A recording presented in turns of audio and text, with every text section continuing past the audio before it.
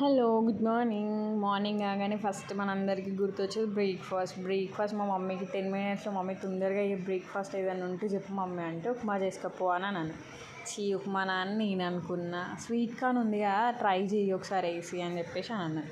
So same upma లాగానే పోపు పెట్టేసేటప్పుడు ఏమేమి వేస్తాము, ఆయిల్, జీలకర్ర, ఆవాలు, ఆనియన్స్, పచ్చిమిర్చి, స్వీట్ కార్న్, పల్లీలు వేసుకునేటోళ్ళు పల్లీలు కూడా వేసుకోవచ్చు. నాకు ఇందులో స్వీట్ కార్న్ వేసినా కదా అని చెప్పేసి నేను పల్లీలు వేయలేదు. సేమ్ ఉప్మా ఎట్లా వేస్తామో అదే ప్రాసెస్. సాల్ట్ వేసుకొని మంచిగా ఫ్రై అయిన తర్వాత కొంచెం కొత్తిమీర, సాల్ట్ మీకు ఎంత కావాలో టేస్ట్కి అంత వేసుకోండి.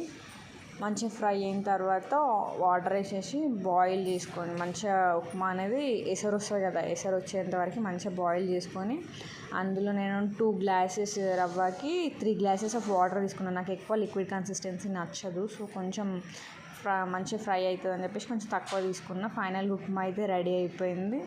సో మీకు కూడా కావాలంటే ట్రై చేయండి.